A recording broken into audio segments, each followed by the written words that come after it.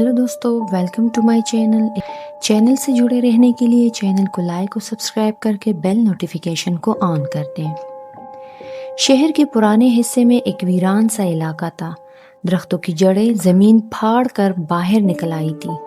गलियों में सुनसानी थी और टूटे हुए खंडरात के बीच एक अजीब सी इमारत खड़ी थी। ये इमारत कोई और नहीं बल्कि गवर्नमेंट हाई स्कूल नंबर 3 था। एक ऐसा स्कूल जो पिछले 20 साल से बंद पड़ा था। अहले मोहल्ला अक्सर कहते थे कि यहाँ किसी ज़माने में बच्चों की कहकहों की आवाज़ें गूंजती थी। घंटी बजने पर खेल के मैदान में दौड़ने वाले कदमों की चाप सुनाई देती थी, लेकिन अब वही जगह अजीब सी खामोशी से डूबी हुई थी, जैसे हवा भी अंदर दाखिल होने से कतराती हो। इसी साल हुकूमत ने फैसला किया कि स्कूल को दोबारा खोला जाए। वजह ये थी कि आबादी बढ़ गई थी और करीब के स्कूलों में बच्चों की गुंजाइश खत्म हो चुकी थी। प्रिंसिपल के तौर पर सर फहीम को तैनात किया गया। वो एक सख्तगीर मगर ईमानदार शख्स था। उनके साथ चंद नए असातिज़ा भी आए। जब वो पहली बार इमारत देखने आए तो उनके साथ 3 उस्ताद और चंद मजदूर थे।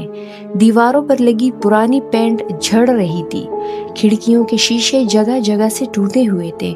पुरानी अलमारियों के अंदर से बोसीदा कागजात और कापियां बरामद हुई, जिन पर गर्द जमी हुई थी। मगर सर फहीम ने कहा, ये सब ठीक हो जाएगा, बच्चे आएंगे तो स्कूल में जान पड़ जाएगी। 1 मार्च को स्कूल खुलने का ऐलान हुआ। सुबह सवेरे ही गेट के बाहर बच्चों का हुजूम लग गया। छोटे छोटे बस्ते लिए रंग बिरंगे यूनिफॉर्म पहने बच्चे जब अंदर दाखिल हुए तो पूरा स्कूल जैसे जिंदा हो गया।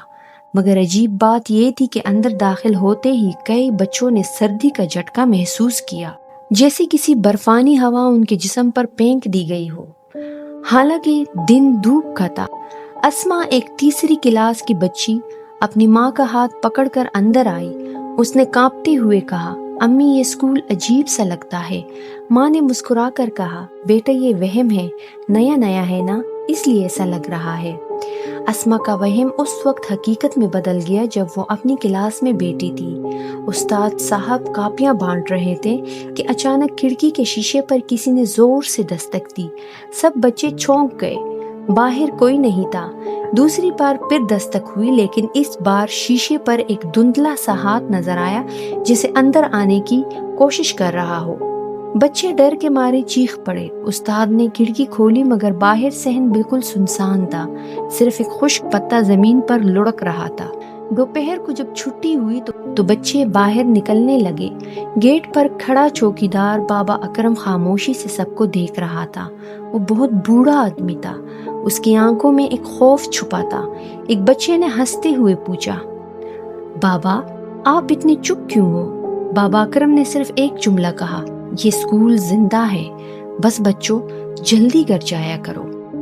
इस रात प्रिंसिपल फहीम और एक उस्ताद स्कूल की इमारत का जायजा लेने दोबारा आए। वो ये देखना चाहते थे कि कौन सी मुरम्मत बाकी है। जब वो अंधेरे हाल से गुजर रहे थे, अचानक फिर एकदम किसी बच्चे की रोने की आवाज आई, जो सीधा उस बंद कमरे की तरफ से आ रही थी, जिस पर बड़ा सा जंग आलूद ताला लगा हुआ था। सर फहीम ने उस्ताद की तरफ देखा और कहा, ये तो वही कमरा है जिसके बारे में सब कह रहे हैं कि ये स्टोर है। उस्ताद ने कांपते हुए कहा, सर, ये कमरा मुझे ठीक नहीं लगता, जैसे अंदर कोई कैद है। पहले दिन के वाकयात ने कुछ बच्चों को डरा जरूर दिया, मगर असातिज़ा ने उनके वहम को नजरअंदाज कर दिया।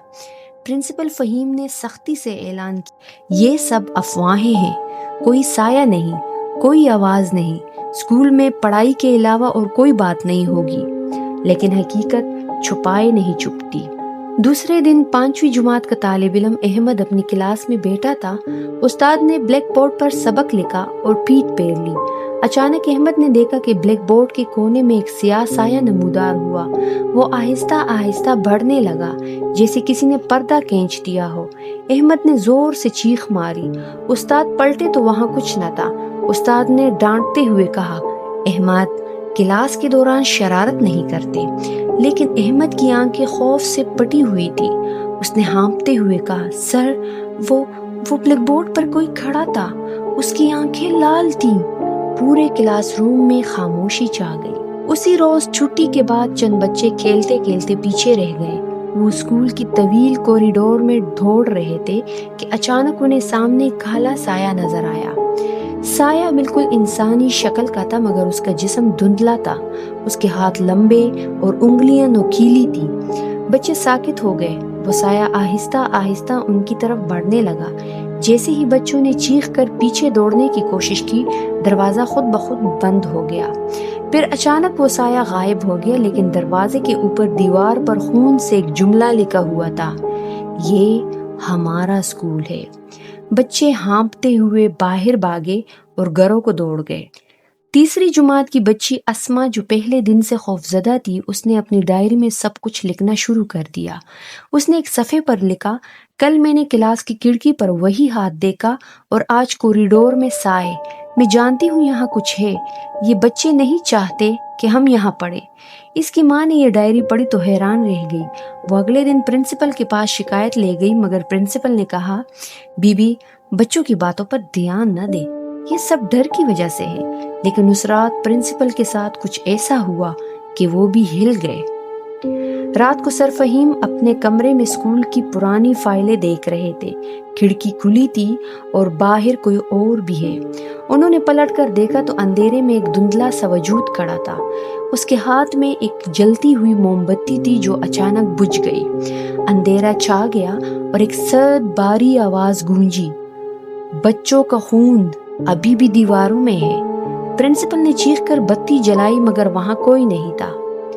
اگلے دن پرنسپل نے غصے میں چوکیدار بابا اکرم کو بلایا اور کہا، یہ سب کیا ہے؟ تم اسکول کے پرانے آدمی ہو، سچ بتاؤ یہ سب کیوں ہو رہا ہے؟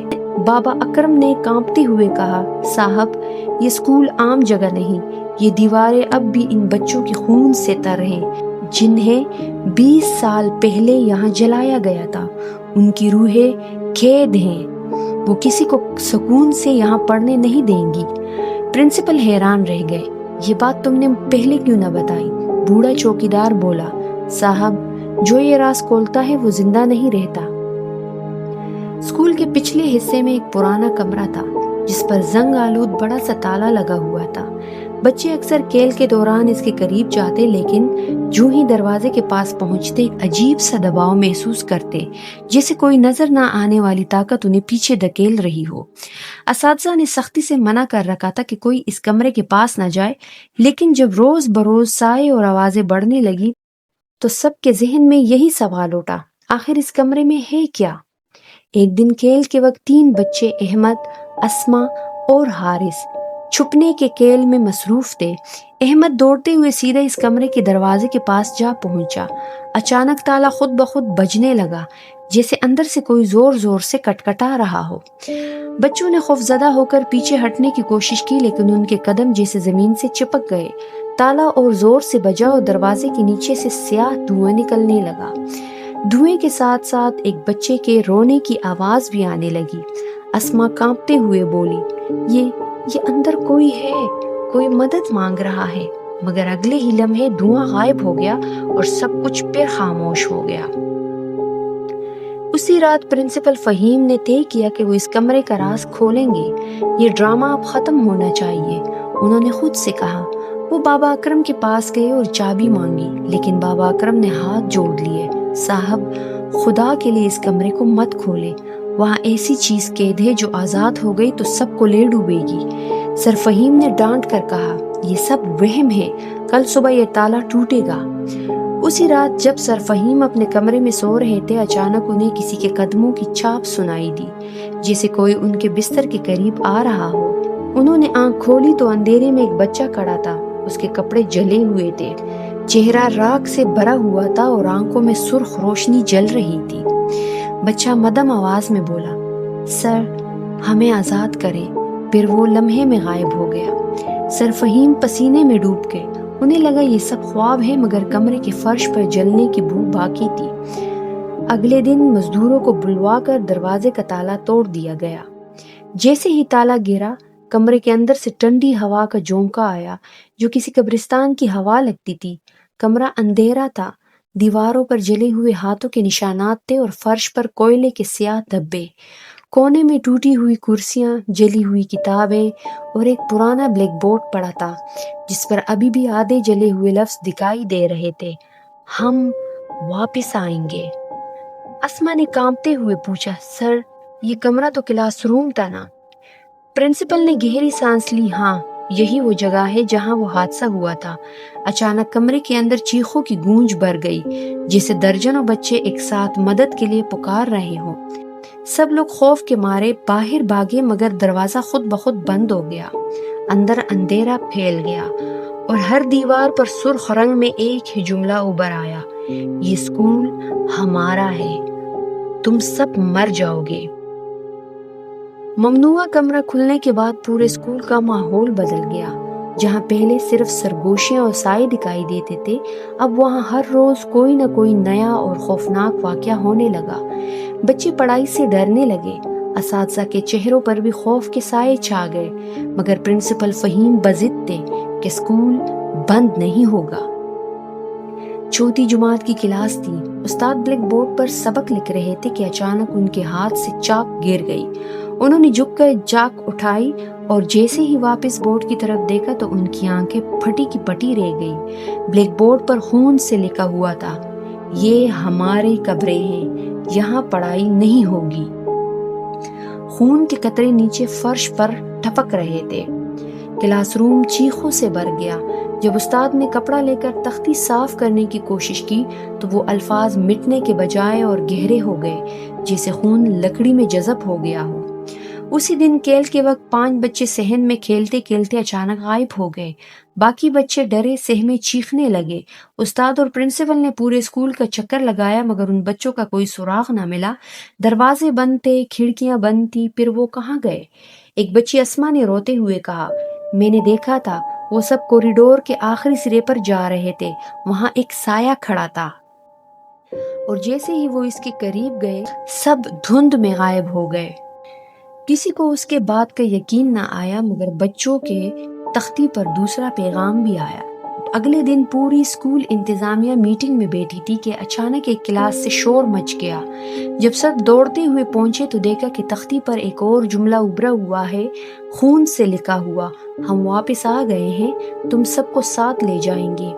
इस बार पूरे स्कूल के दरो दीवार कांपने लगे, जिसे जलजला आ रहा हो। खिड़कियां खुद ब खुद बंद और खुलने लगी, दरवाजे धड़ धड़ बजने लगे। चौकीदार बाबा अकरम दौड़ता हुआ आया और बोला, मैंने कहा था ना सर, इन्हें जगा दिया गया है, वो रूहें अब स्कूल से नहीं निकलेंगी, वो हर दिन किसी न किसी को ले जाएंगी। प्रिंसिपल गुस्से से चिल्लाए, ये सब बकवास है, मैं हुकूमत को इतला दूंगा, स्कूल बंद करने की इजाजत नहीं है। बाबा अकरम ने आंखों में आंसू लिए कहा, साहब ये रूहें किसी के हुक्म को नहीं मानती, ये सिर्फ बदला चाहती हैं। उसी रात करीब के मोहल्ले वालों ने स्कूल की इमारत से अजीब आवाजें सुनी, कभी बच्चों के कहकहे, कभी औरत की चीख, कभी किसी के जलने की बू। एक शख्स हिम्मत करके स्कूल के गेट के करीब गया, अंदर झांका तो देखा कि क्लासरूम की खिड़की पर सुर्ख रोशनी जल रही थी और अंदर तख्ती पर खुद ब खुद लिखा जा रहा था, खून ही खून, यही हमारा खेल है। वो शख्स बेहोश होकर गिर गया। अब रोजाना तख्तियों पर नए नए जुमले उभरने लगे, ये जगह कब्रिस्तान है, हम सब जल गए थे, अब तुम सब जल कर मरोगे। असातिज़ा ने एक के बाद एक इस्तीफा देना शुरू कर दिया, मगर प्रिंसिपल फहीम फिर भी डटे रहे। उन्हें यकीन था कि ये सब ज़हनी वहम है, लेकिन उनका ये यकीन उस वक्त टूट गया जब एक दिन उन्होंने अपनी ही आंखों से देखा कि उनकी टेबल पर रखी फाइल खून में डूबी हुई है और फाइल के हर सफ़े पर सिर्फ एक जुमला लिखा है, फहीम तुम पहला हो। बारिश की रात थी। स्कूल के पुराने हाल में एक बोसीदा अलमारी से पुरानी फाइलें और रजिस्टर निकाले जा रहे थे। ये काम उस्ताद सर आरिफ ने शुरू किया था, जिन्हें शक था कि स्कूल के बंद कमरों और अंधेरों में कुछ ऐसा राज छुपा है जो किसी किताब में दर्ज नहीं। उनके साथ 3 तलबा भी थे, अहमद, सहर और मुईज। ये वही 3 थे जिन्हें अक्सर स्कूल में सबसे ज्यादा अजीब वाकयात नजर आते थे। अलमारी खुलते ही अंदर से स्याह गर्द के बादल उठे। कागजों पर पुरानी स्याही धुंधली हो चुकी थी, कुछ सफेद सुर्ख धब्बों से भरे थे जैसे खून के छींटे हों। सहर ने कांपती आवाज में कहा, सर ये धब्बे, ये स्याही नहीं लगते। एक रजिस्टर खोला, ٹارچ سر عارف نے اس پر تاریخ لکھی تھی 1978. اس کے نیچے ایک نام درج تھا، بچوں کی تعداد 128. لیکن اگلے صفحے پر لکھا تھا حاضر بچے 97. معیز نے حیرت سے کہا یعنی باقی 31 بچے کہاں گئے؟ سر عارف کی پیشانی پر پسینہ آ گیا. وہ جلدی جلدی صفحات پلٹنے لگے. ہر ماہ کے اندراج میں طلبہ کی تعداد کم ہوتی جا رہی تھی. اچانک احمد نے ایک فائل اٹھائی. اس پر صرف ایک جملہ لکھا تھا، بچوں کو کمرہ نمبر 13 میں مت لے جانا. احمد کی آواز بررائی ہوئی تھی. سر یہ تو وہی کمرہ ہے جس کے پاس سے گزرنے پر ہمیشہ سردی اور بدبو آتی ہے.